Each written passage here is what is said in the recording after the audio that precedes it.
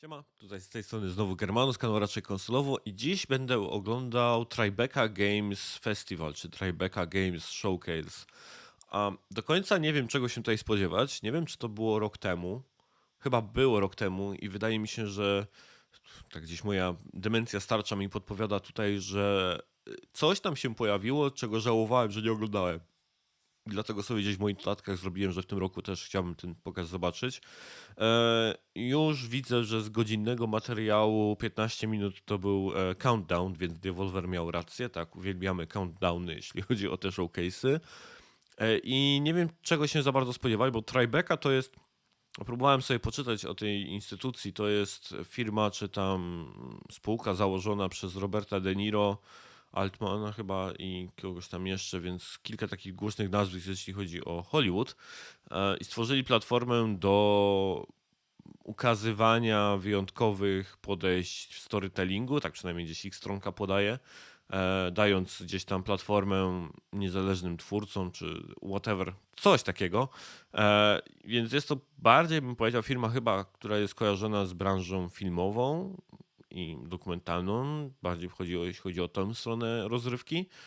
Więc jestem ciekaw, co też pokażę, jeśli chodzi o gry, które oni gdzieś tam wybrali do przedstawienia.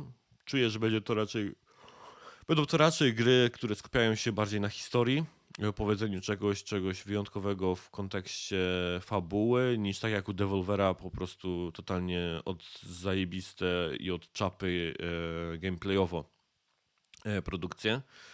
Więc countdown dosięgnął zera, no i lecimy. Dobra, może wytnę to po prostu. Znaczy wy już tego nie oglądaliście, ale wyciąłem całą reklamę słuchawek od Apple'a.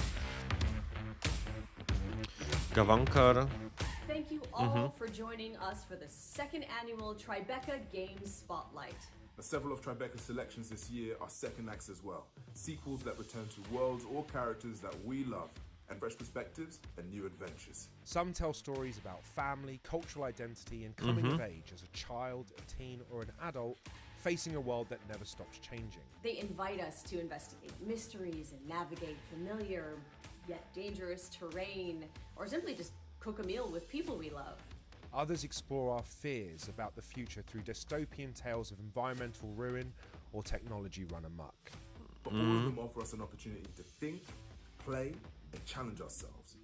Whether that means a much needed break from the worries of our daily lives, or an experience that tells us something true about what it means to be alive. Whatever you're looking for, chances are you're going to find a little bit of it in these games. Here are the 2022 Tribeca Games selection. It isn't always easy going back to the place where you grew up. For Jala, the star of Thirsty Suitors, going back home for her sister's wedding means that Straszne she's echo ma. gonna be facing unresolved issues with her family, her friends, and a string of angry exes. As Jala, you're going to be forced to confront everything that you have been avoiding through cooking challenges and colorful turn-based battles, where you're going to be face-to-face with the biggest adversary of all, the decisions you made in the past. Hope your bag is packed. Kojarzę to. It's time for a trip back home with Thirsty Suitors. Tak, coś. Outer Loop Games Tak. is a fully remote studio that we started 5 years ago with the idea of making games about underrepresented cultures and themes. Studio is about 15 folks, and we're scattered from Seattle, Washington to Vancouver, to the UK, Toronto, east coast of US, like New York, and then 2 in Brisbane. Our first project was a game called Falcon Age. It's an action-adventure game about raising a falcon and fighting To colonizers. chyba było VR nawet. It was the first time I personally have ever worked closely with someone else who's brown and South Asian on a team.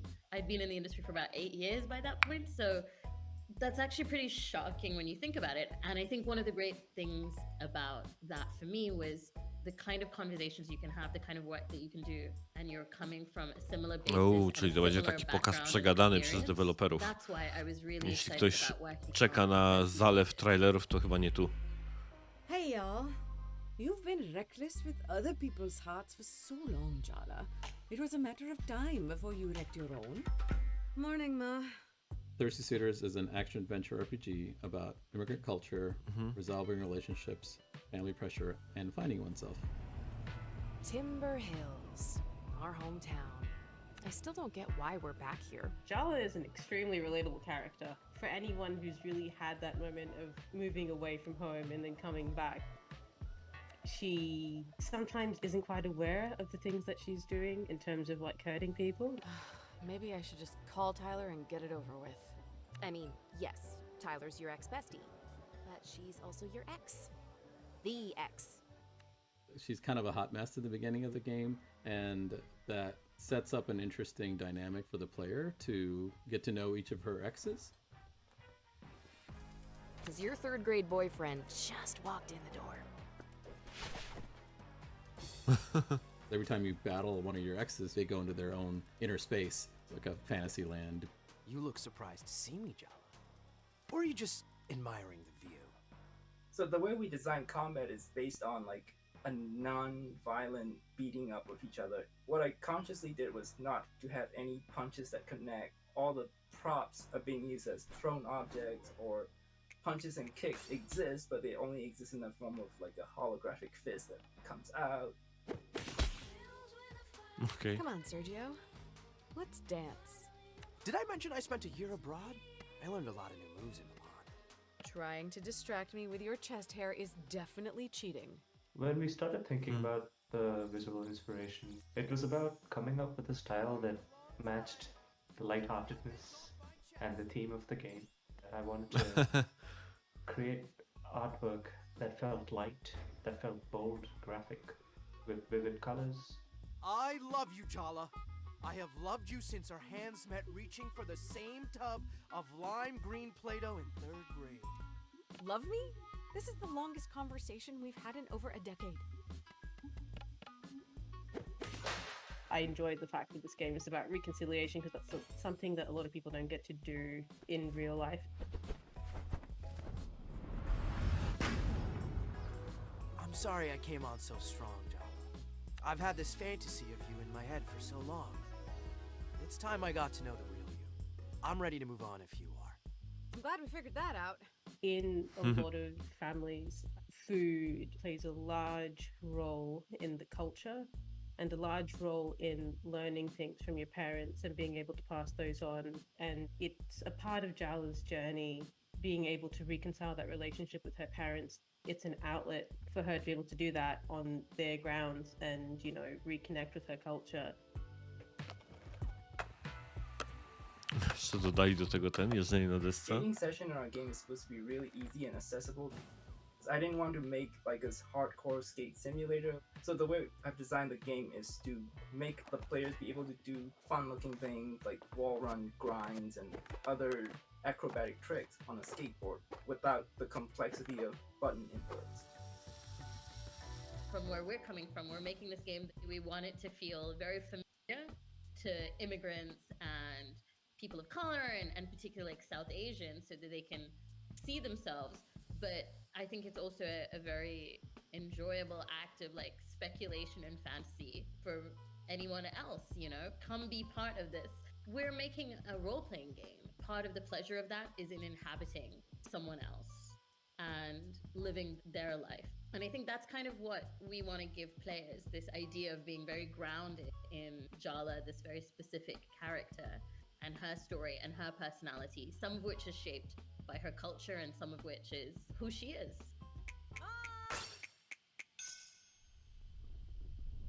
Dobrze, że jest tutaj jednak sporo humoru właśnie. O, i teraz jako Samon. Tak, matka. Dostał z klacia. Właśnie z tego powodu, że jest tutaj dużo humoru, to wydaje się to ciekawe, bo tak generalnie to chyba nie moje klimaty. To, potem Boyfriend, Dungeon i tak dalej, więc... Czy coś tam Daddies? Coś było z statusiami, była jakaś gra. Dungeon Daddies? Nie. Demagog Studio is a group of filmmakers, writers, architects, musicians, animators and developers who make interactive experiences for a generation that might just live to witness the end times. We started experimenting with a couple of satirical games that led to Golf Club Wasteland, our first commercial success. Currently, we Demagogs are working on 2 games. one of which is a prequel and sequel to Golf Club Wasteland, a 2D cinematic platformer called The Cub. Tak, to też już kojarzę ten tytuł. The Cub is essentially the Jungle Book set in an urban Silicon Valley-like apocalypse.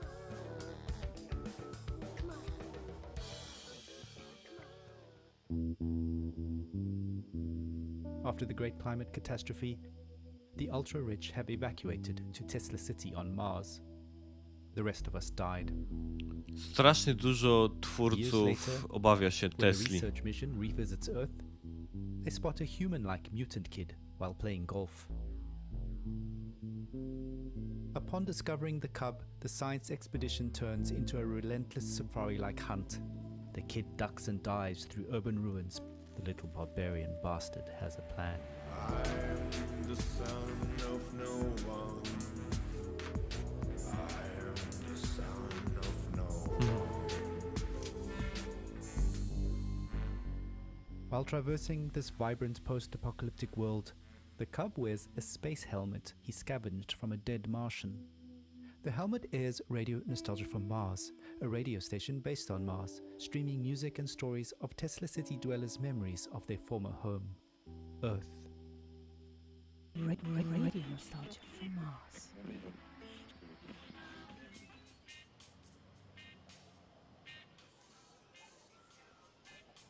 The radio callers are nostalgic for our today. This is future archaeology, future retro, a sci-fi scenario that prompts us to reevaluate the things we already have today, from friends and family to basic things like air and water. As Marshall McLuhan would say, we march backwards into the future. Similarly, the brutalist architecture in the environment serves many non-obvious functions. Brutalism stands for the 20th century and its apocalyptic war history.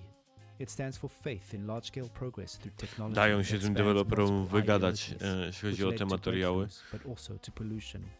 Znaczy ja jestem człowiekiem, który lubi oglądać Noclipa i te wszystkie materiały dokumentalne o grach, więc lubię też słuchać o inspiracjach ludzi i deweloperów, co stało za jakimiś tam decyzjami artystycznymi. Or doom scrolling. Modernist architecture looks powerful, yet it's already turning into ruins, just as humanity might. The game is an homage to cinematic platformers such as Heart of Darkness, but also old-school Sega games like The Jungle Book or Aladdin.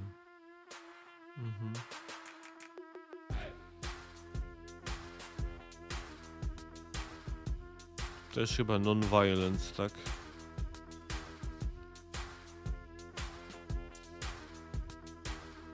Further inspiration is drawn from classic literature, cinema and popular culture, a reflection on our commitment to storytelling and world building. The game has numerous interactive objects to find that enrich and inform the narrative, and also poke fun at future and current events at the same time.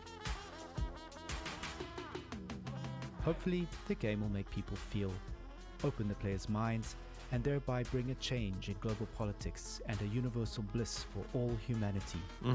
You know, what platformers are best at. Enlightenment of the soul. Kolejna spoko wyglądająca gra. Choć brakuje mi znowu czegoś tego wyjątkowego. In 1988, the fates of two families converge at a motel in the Arizona desert, where a robbery gone wrong changes all of their lives forever.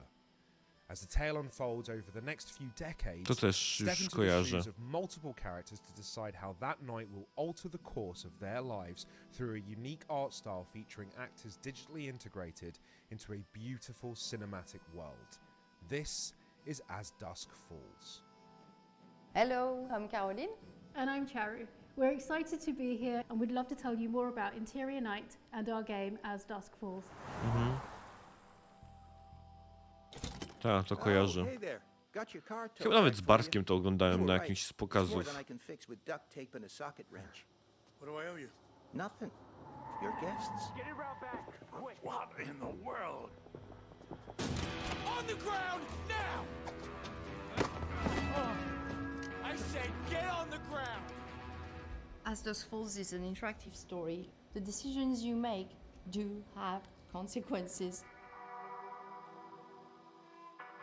Our story is a crime drama that explores the intertwined lives of two families over 30 years.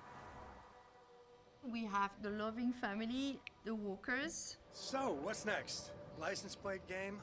Another round of row, row, row your boat? And the Holts, which are the more desperate family. Come on. This is 2 Rock, not NYPD Blue. Now get looking for that safe. As you play the game, you will be stepping in the shoes of different characters. First, Vince, the dad, who is rooting his family to Missouri. You are my flock, and I plan to herd you to St. Louis in high spirits. And on their way in Arizona, they get caught in a hostage situation.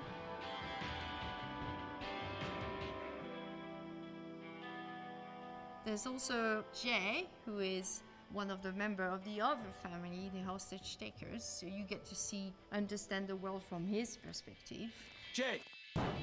What? Head out of the clouds, little bro. Look, there's enough cash in that safe to put the last few weeks behind us. We stay alive, we keep the house, everything goes back to normal. There's our third main character, who is Zoe. Daddy, are we gonna play? You bet we're gonna play. Who you see across the 6 chapters from when she's 6 until she's 19, and she's becoming this young woman.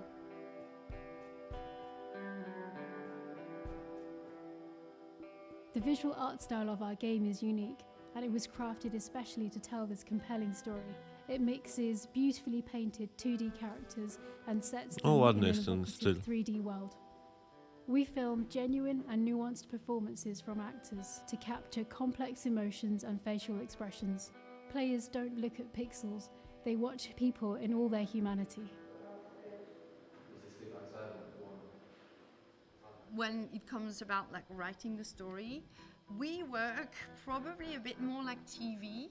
It's a very long process. It's dozens of versions of script. So it's not a linear one version of the story. We have to think all the choices, all the narrative space, all the branches feeding into one another. It's kind of a 3D. Chyba widziałem tego tula w użyciu. How could you have thought you'd be happier without your family? I mean, without mine, I'd be... I don't know. I guess I just never liked being tied down. With a family, I felt trapped. We wrote every character from a place of empathy, and we try not to be judgmental towards any of them. We try to understand each of them. And I hope the players will feel the same way and try to empathize and understand and relate with all of them. Did you get the money? Oh, we got it all right. Nice work, guys. Hold on tight.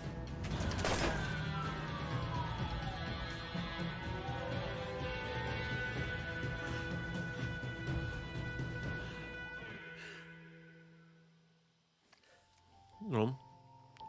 Family Może być meals are a ciekawe. time not just to create memories, but to share them. For Venba, the mother of the family, cooking is a way to connect to the culture and the life that she has left behind, and pass those memories on to her young son.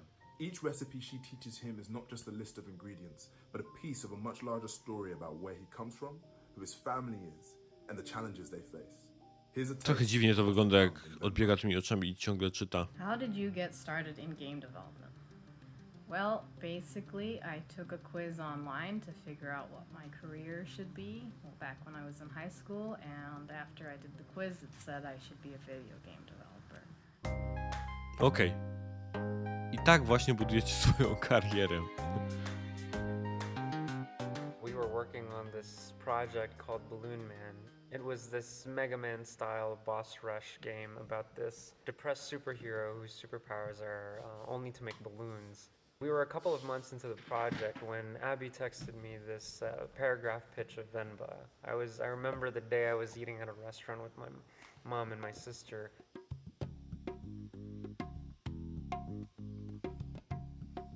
Venba is a narrative cooking game where you play as a grandpa who moves to Canada in the late 1980s.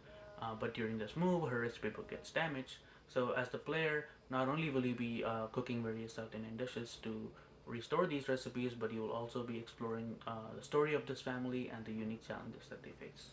And the idea resonated with me so much. Maybe because my mom was there, I felt a connection to the idea because it's about a mother and a son. It was too compelling to not work on, so we decided to move on to Venba. Venba at its core is about the relationship between the mother and the son. One aspect that we wanted to touch upon was the loss of language. As Kevin grows up here and grows more assimilated, he loses touch with his mother tongue Tamil, and he adopts English instead.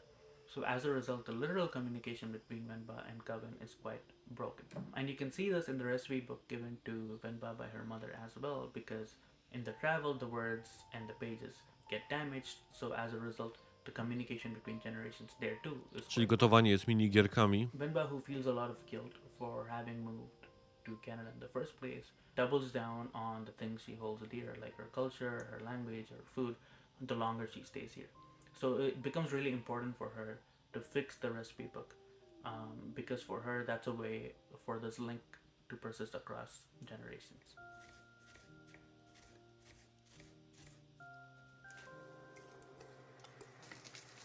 In our household, we very rarely ate outside food, so cooking was very important. Everything was made from scratch and daily. And unlike Venba, there were no recipes. Food was just made by testing, taste, improvising, and asking around. Wow. The cooking gameplay specifically was a big challenge for us. Most cooking games that we know take a lot of the physical elements of cooking, like chopping an onion or flipping a pan, and turn those into actual gameplay mechanics. This didn't really fit the theme and the story of Venba, and that's where the damaged recipe book idea came to fruition. We thought that a puzzle-based cooking game made for a much more compelling and appropriate gameplay mechanic.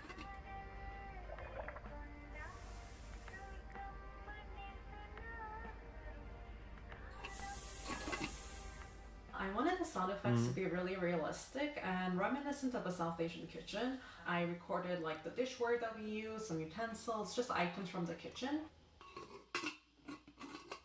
But that also involves a lot of recording of actual cooking.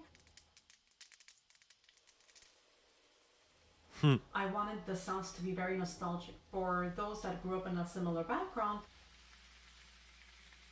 I wanted this emotional impact to come across through sound.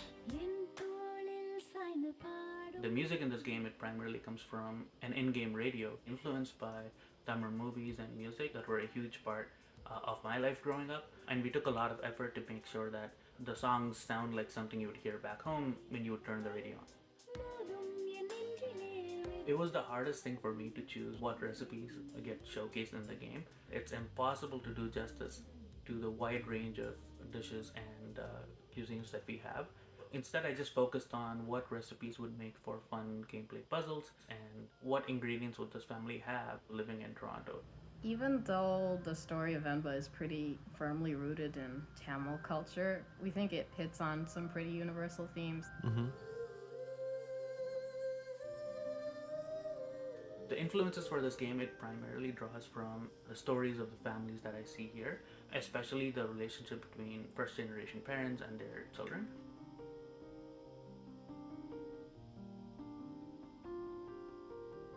We're hoping that in the future we'll keep being able to tell these kinds of intimate stories through gameplay. You know, maybe it'll make you Nie myliłem się, jeśli chodzi o ocenę, jak ten showcase będzie wyglądał, że wszystkie gry są związane z przekazywaniem jakiejś większej historii i meritum. Teenage girl living in 14th century France.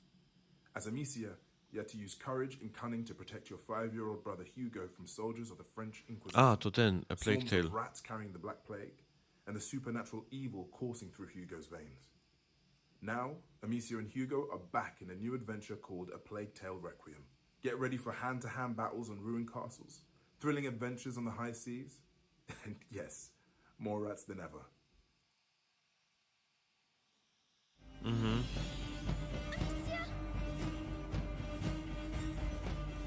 He doesn't deserve this.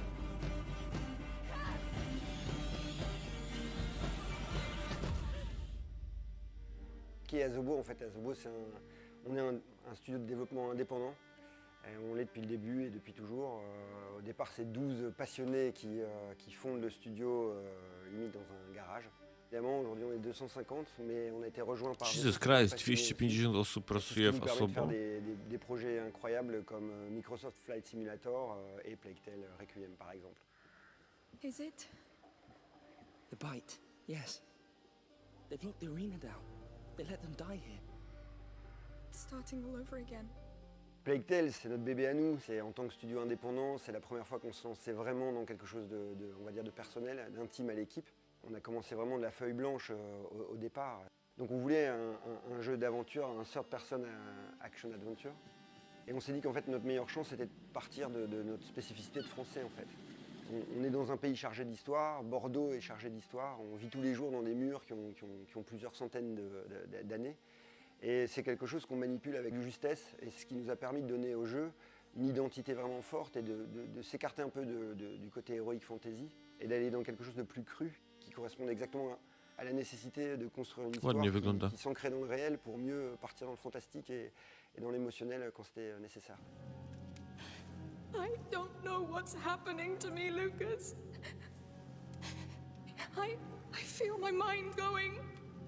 Une grande sœur, un petit frère, c'est quelque chose qui résonne en nous, qui va parler un peu à tout le monde. Et donc ça a été vraiment le point de départ. Hugo et Amicia, ça a été les premiers personnages qui sont nés. Amicia, la grande sœur, et sa manière d'appréhender un petit frère dont elle n'avait pas la charge et où tout d'un coup elle va en avoir toute la responsabilité. Hugo, qui est un jeune enfant qui ignore tout du monde et en réalité est chargé d'un pouvoir et qui le dépasse. Et comment ce duo va grandir ensemble et réaliser l'histoire beaucoup plus grande qu'eux qui est en train de se réaliser et dont ils sont les acteurs principaux. It's bleeding again. Yes, we should fix that before it gets infected, I guess. Amicia, donc c'est une jeune fille, c'est pas une guerrière, donc le gameplay de Plague, c'est un gameplay plus orienté sur l'infiltration et la survie. Le but étant toujours d'être plus malin que ses ennemis pour survivre, que ce soit les rats ou des ennemis humains. Après, Amicia, il y a des moments où elle va devoir combattre, elle va devoir faire face, donc avoir des phases plus orientées action, plus orientées combat.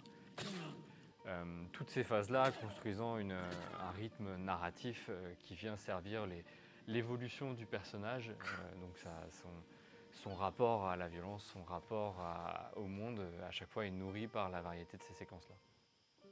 Le contexte de la peste était intéressant parce qu'il était vecteur d'émotions et de danger pour les enfants. Mais incarner une maladie, c'est jamais très évident, surtout dans un jeu vidéo où on doit Muszę się skupiać na czytaniu tych, które po francusku mówią. Donc on a utilisé la représentation la plus symbolique de la peste, qui était les rats. Ça faisait une belle incarnation de la maladie, mais pour que ce soit impressionnant et qu'on ait cette sensation de propagation, il en fallait des milliers. Il fallait qu'on ait ces rats qui se déversent dans les champs, dans les forêts, pour montrer la maladie qui progresse et qui ravage tout sur son passage. Donc les rats sont une version amplifiée d'une maladie qui se propage. C'est à la fois une menace mais un outil pour Amicia, c'est-à-dire que grâce au pouvoir d'Hugo, grâce à ses outils à elle-même, elle va pouvoir utiliser les rats pour progresser parfois, mais souvent elle va devoir faire face aussi pour trouver un moyen de les traverser sans se faire dévorer. On écrit nos chapitres un peu comme des épisodes. Cette impulsion qu'on a quand on regarde une série, la retranscrire en jeu vidéo, c'était essentiel pour nous. C'est une technique d'écriture assez large. C'est vraiment une architecture globale qui vient rythmer tout le jeu et bien sûr la narration vient se coller à ça au plus près.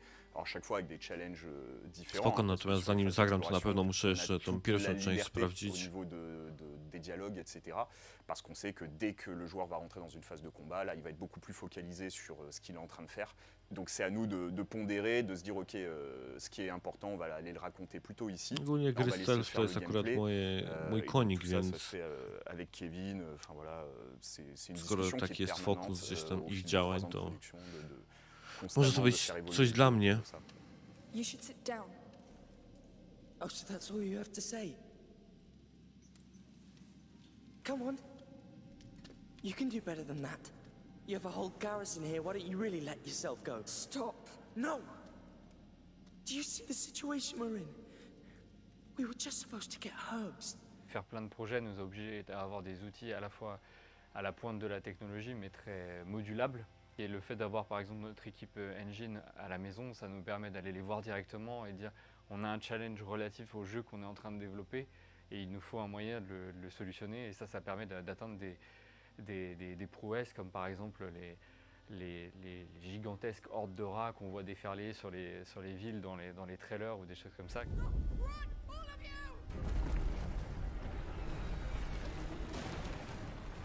Mais après, on a vu aussi nos faiblesses à certains endroits, notamment, puisque il a fallu s'en rendre compte, hein, les cinématiques qui demandaient une logistique très lourde. Donc en fait, on a vraiment investi sur un studio motion capture qui nous appartient et qui nous a permis d'avoir une énorme flexibilité en termes de tournage.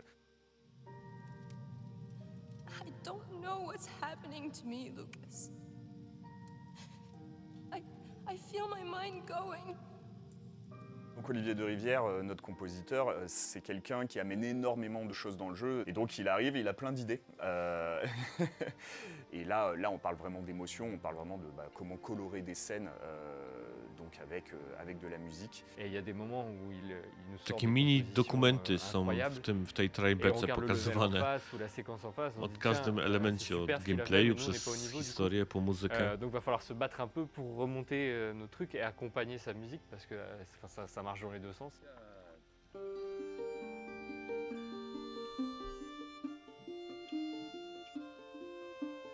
Tak jak mówiłem, to wygląda na organizację, która nie jest związana z grami. Ressent nous au quotidien et moi je sais que dans le travail d'écriture c'est quelque chose qui est fondamental. On veut rien faire gratuitement. On sait que le jeu peut être très noir, très dur, mais il y a toujours une raison à ça. Ça suit vraiment une forme de logique. À chaque fois qu'on écrit quelque chose ou qu'on réalise quelque chose pour Requiem, quand ça sonne faux ou quand ça passe pas, on sait que Hugo ou Amicia nous disent non, j'aurais pas dit ça, j'aurais pas agi comme ça. Et donc c'est amusant parce qu'ils font le jeu avec nous en fait un peu. Would His Majesty allow us to enter the city by his side? I allow.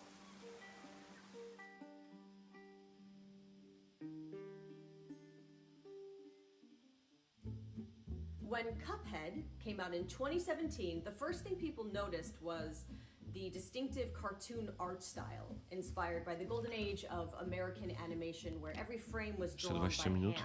Now, Cuphead is back with a new adventure called Delicious Last Course with a whole bunch of new enemies and ways to die and a new heroine named Ms. Chalice. So, może i ma ten największe echo, ale przynajmniej nie widać tego takiego patrzenia na gdzieś tam jakiś skrypt na lewo czy tam prawo.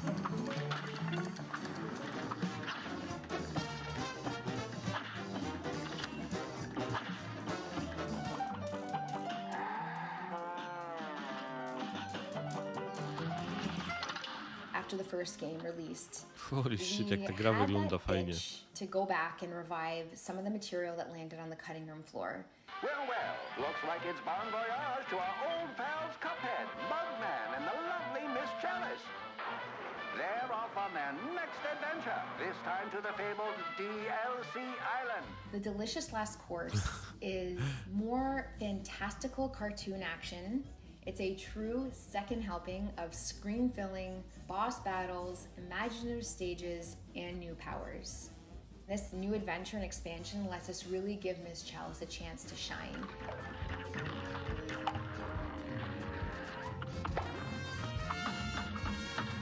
We had always envisioned her playing a really important role as part of the main trio of heroes.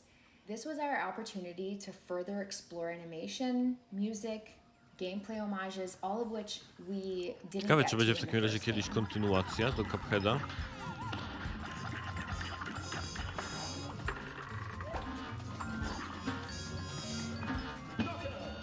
The origin of the original Cuphead character, we probably went through about 300 concepts.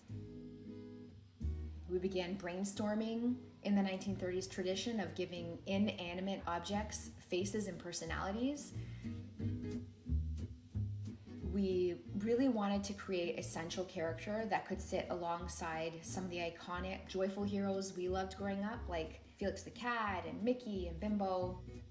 And then one day we just had one of those amazing aha moments when a loose sketch of a silhouette of a cup and a straw began to take form that would eventually become Cuphead.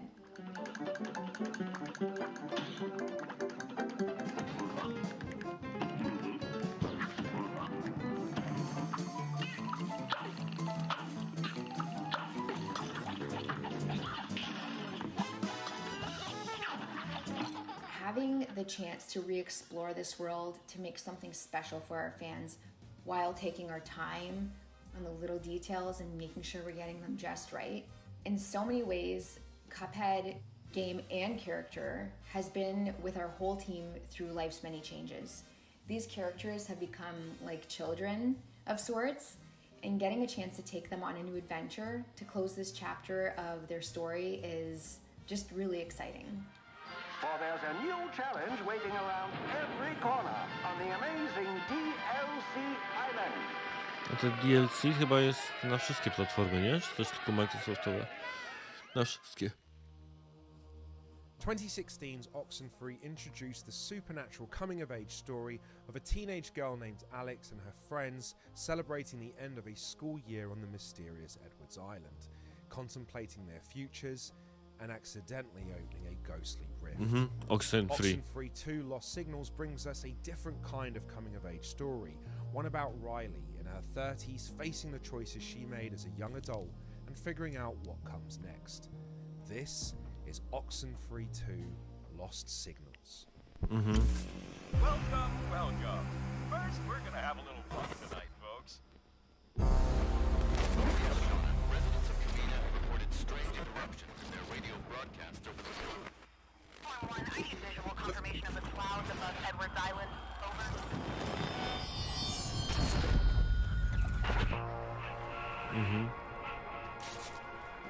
Ah, bit of a leap there.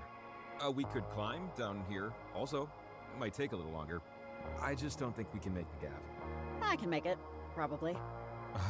Can you? Because... Well, we'll see, won't we? Riley! Riley! What I think has allowed Oxenfree to have such a long life in the hearts of our players are these characters. It's all about the characters. The characters of Oxenfree are intended to feel like people that you would know.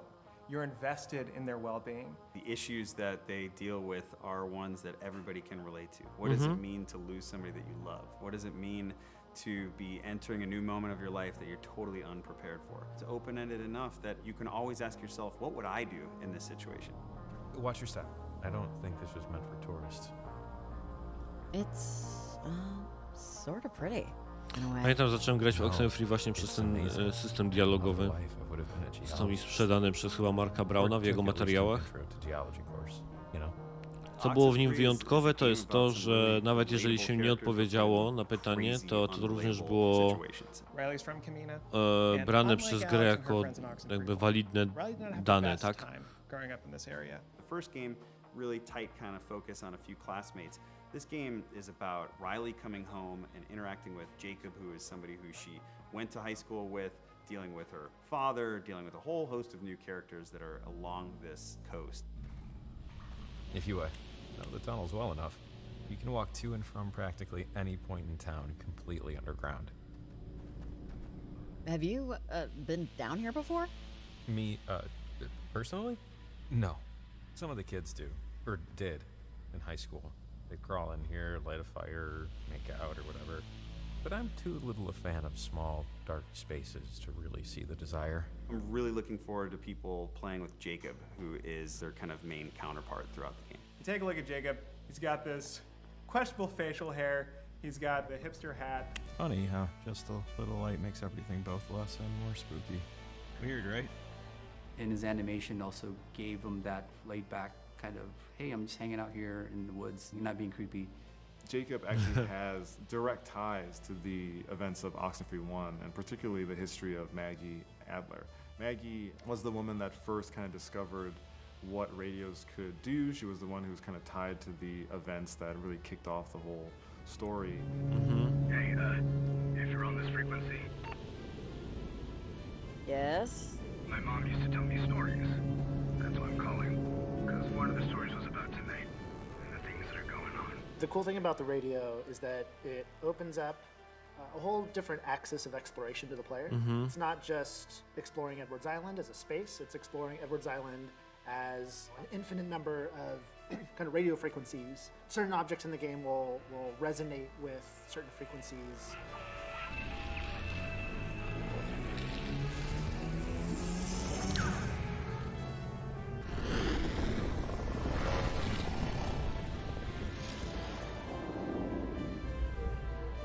Hey, it worked, I think. I mean, we're not dead. The alternate timelines in the Oxenfree universe are really interesting because it allows the player to explore the possibility of going back and changing the past. I think we're back when the mine was somewhat operational. I don't think anyone's around. W jedynce chyba nie udało mi się zrobić tego maksymalnie dobrego zakończenia. Player gets to open these portals in time and go through them and talk to these other ghostly characters. Portals are getting open when they don't want it to happen, and so they've got to deal with the ramifications of that. Portals are fascinating, very beautiful, very mysterious, but ultimately very dangerous. Jacob?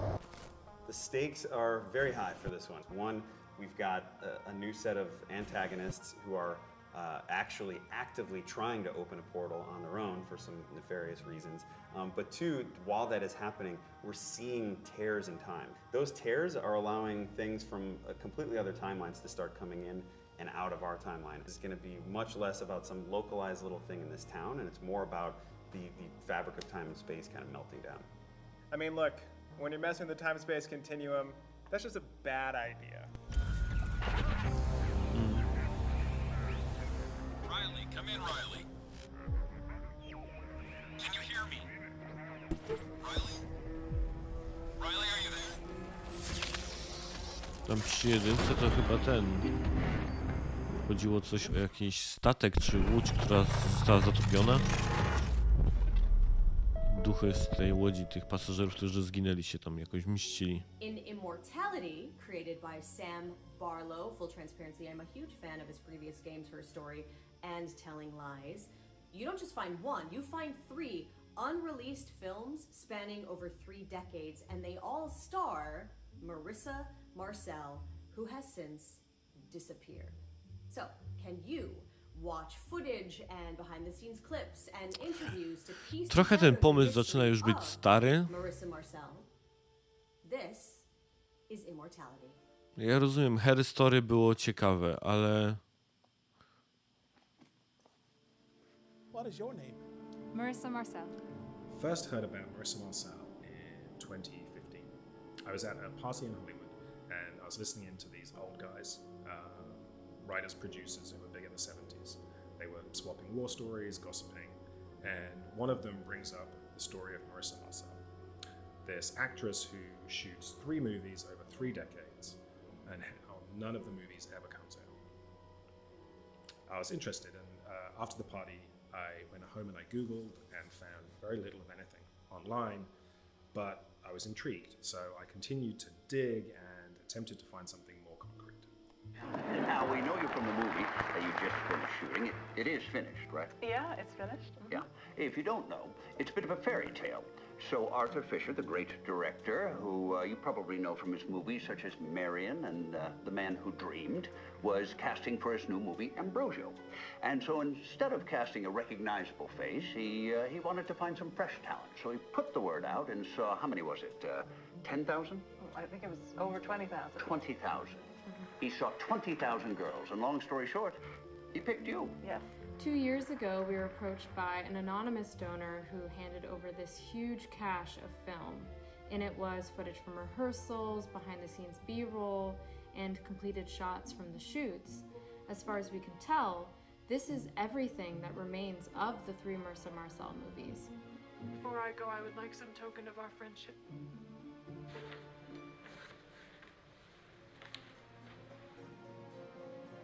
You could have walked away from this.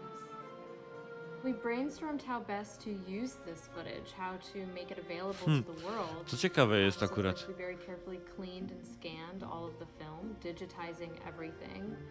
But there were enough gaps where we weren't able to cut full movies.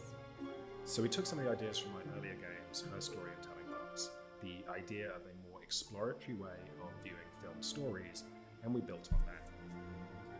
We created a virtual movieola, a way of looking through the footage as if you were back in the editing suite with Arthur Fisher or John Durick. And to build on this idea, we came up with a new mechanic, a kind of visual concordance. Does this work as confession? Exploration by match cut. Good work. When you're watching, at any point you can stop and point to an image, an actor, a prop, and the system will create a match cut to another piece of footage with that image. Now it's worth more. So you kind of surf through the footage in a way, following a breadcrumb trail of visuals, creating your own montage. It's both expressive and exploratory, like the best of video games. Czyli za każdym razem jak coś nas zainteresuje w jakiejś scenie, to możemy... When you have a situation like this, where no one really knows what happened to Marissa Marcel, people tend to fill in their blanks. Their imagination goes to dark places. I would not use the word haunted.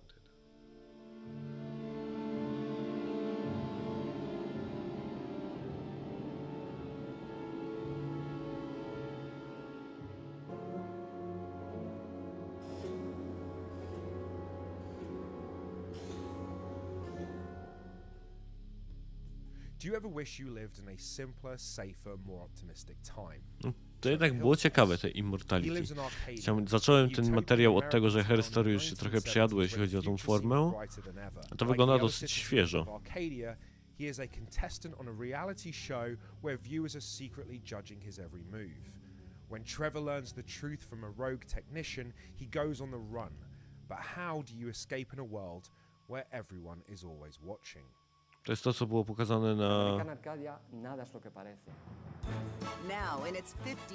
podczas Summer Games Festu właśnie. Es que Arcadia es en realidad el reality show más visto del planeta y está gobernado por rankings de popularidad. Control subject on the run on camera 4025. Interrupt broadcast immediately. Bienvenidos a Arcadia, una ciudad retrofuturista de los 70, donde todos los ciudadanos disfrutan de una vida de confort y de lujos sin saber que están siendo grabados las 24 horas del día. Para nuestro protagonista, Trevor, que vive una vida simple, aburrida y feliz, esto es un problema. Life was mundane. Y cuando descubre la verdad, tendrá que escapar de Arcadia. Stop immediately. Run! Keep running, for God's sake! Por otro lado está Ángela. Es el ángel de la guarda de Trevor. Es una hacker dispuesta a todo con tal de salvar a una persona normal, por el mero hecho de hacer el bien. The hallway to the server room is tracked by 3 surveillance cameras. I need to get close to the cameras and upload the loop footage from my cell phone. Uno de los puntos fuertes de American Arcadia es la dualidad entre Ángela y Trevor. Y eso también Tak stylem graficznym trochę mi to przypomina Operation Tango. Get over that crane, Trevor, quick! The crane? Yes, trust me! Oh no, no. Tenemos dos tipos de gameplay totalmente diferenciados. Por un lado tenemos el Side Explorer, el 2.5D, con acción y plataformeo, persecuciones y, como no, puzzles.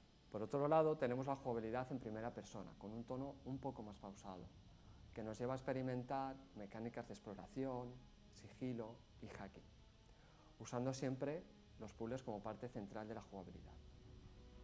All the videos are uploaded and playing the loops. I can enter the server room now. Y bueno, para American Arcadia las referencias más visuales más inmediatas son el show de Truman, la fuga de Logan, el prisionero y algunas otras. Lo cierto es que muchos de los miembros del equipo nacimos y crecimos durante la década de los 70, por lo que no hemos tenido que ir muy lejos a la hora de buscar inspiración y referencias visuales, puesto que la mayoría las llevamos ya dentro de nuestros propios recuerdos. Muchos de los programas de televisión, series, concursos, etcétera, que veíamos en nuestra niñez, pues están presentes de alguna manera en American Arcadia. Una visión Doświadczeni bastante deweloperzy. colorida de lo que serían los años 70. Los personajes, los ambientes, incluso el mobiliario, representan esta versión utópica y bastante kitsch de una ciudad de los años 70.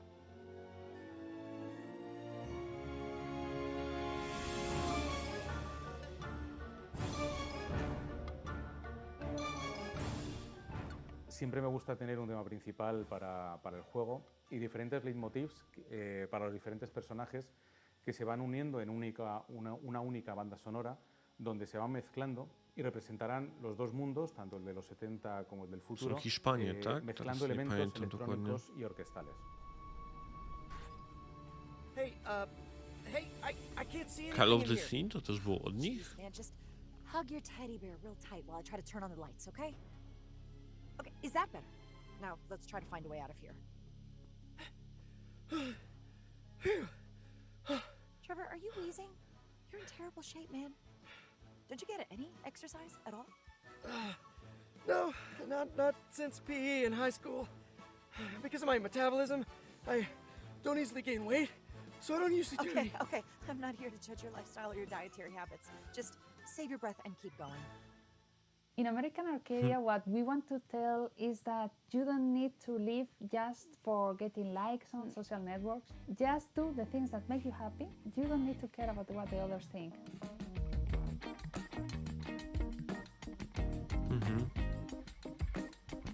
I to chyba było tyle, jeśli chodzi o o cały pokaz. Dobra, muzyczka sobie już leci i napisy, to będzie dobry moment, żeby przejść już do normalnego widoku. Więc tak, po pierwsze będę musiał od razu na samym początku, jak będę to publikował gdzieś tam w Twitterze, powiedzieć, że jest to bardziej przegadany materiał przez deweloperów, raczej tutaj mniej jest więcej ciszy, z tego względu, że ja wiem, że nie wszyscy to lubią, ja bardzo lubię słuchać takich materiałów i oglądać tego rodzaju dokumenty i słuchać deweloperów, jak rozmawiają o swoich grach. Wtedy przeważnie się skupiam i nie mówię nic.